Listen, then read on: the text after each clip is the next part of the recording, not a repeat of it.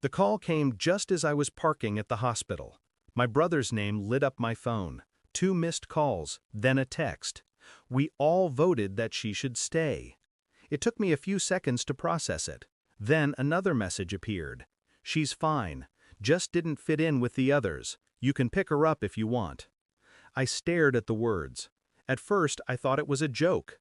Then I heard the background noise, a boarding announcement in his voice message. My 7-year-old niece, Ella, had been left at the airport by family vote. The same family who posed for Christmas cards in matching sweaters. The same man who once cried on my shoulder saying he didn't know how to be a father. I didn't shout, didn't call, didn't drive straight there. I sat still in my car, hands gripping the steering wheel until my knuckles turned white. Because I knew what that meant. He'd done it to hurt me, not her. Ella was mine in every way but blood, and he'd always hated that. The security officer at the airport found her sitting near the terminal window, clutching her pink backpack. She didn't cry when she saw me. She just said, "They forgot me again," and held out her hand like she was used to it. I drove her home in silence. Later that night, as she slept in my bed, I scrolled through my brother's photos. Him, his wife, her mother's family, first-class champagne, laughter. Ella wasn't in a single one. My brother's caption read, "Family vacation, no drama this time." No drama. That's what he called leaving a child behind? I reread his messages again and again. We all voted. The words felt surgical, detached, a unanimous cruelty. That was when something cold settled inside me, like ice in my lungs. Not rage, something far quieter. Calculation. For 3 days I played along, sent polite messages, asked about their flight, acted distant but civil. In the background, I started digging. Airline records, group booking details, the flight manifest, his wife's name, her mother's, 2 cousins, and an extra ticket that wasn't used. Ella's seat. He'd canceled it 30 minutes before boarding. I checked his credit card activity. Same pattern. Hotel charges for 6 guests instead of 7. It wasn't a mistake, it was deliberate. I didn't sleep. I just watched her breathe beside me, her small hand resting on my arm like a silent question I couldn't answer.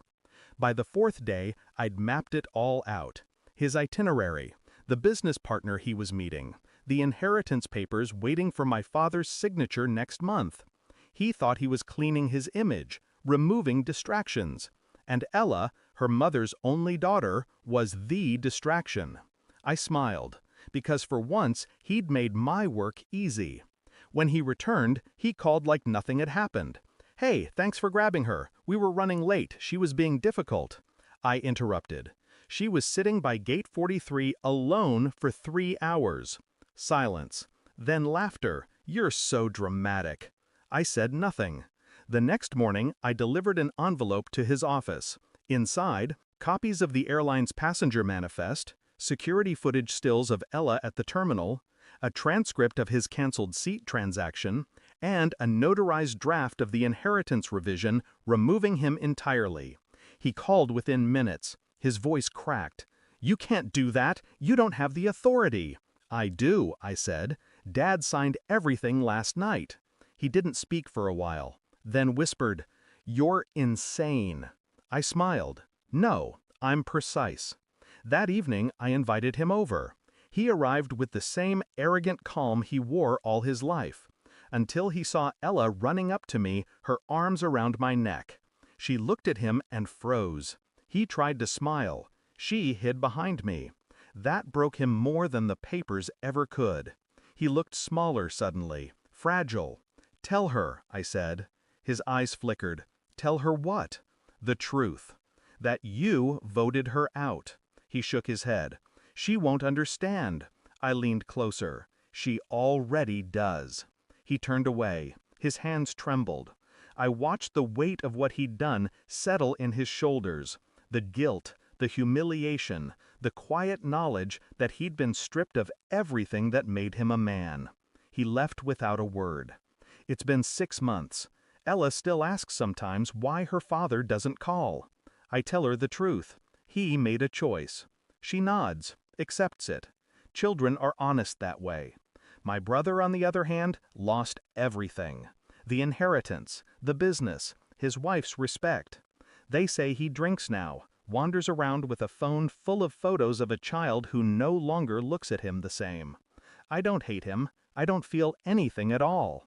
Some nights I replay the moment she ran to me at the airport, the small, trembling hand that reached out through all the noise and chaos, trusting I would come. I did. And when I look at her now, I know what I became that day wasn't cruel. It was necessary. He left her behind once. I made sure the world left him behind forever. Thanks for watching. Don't forget to like, share, and comment. Subscribe now to Cheating Stories Insight World for more amazing stories.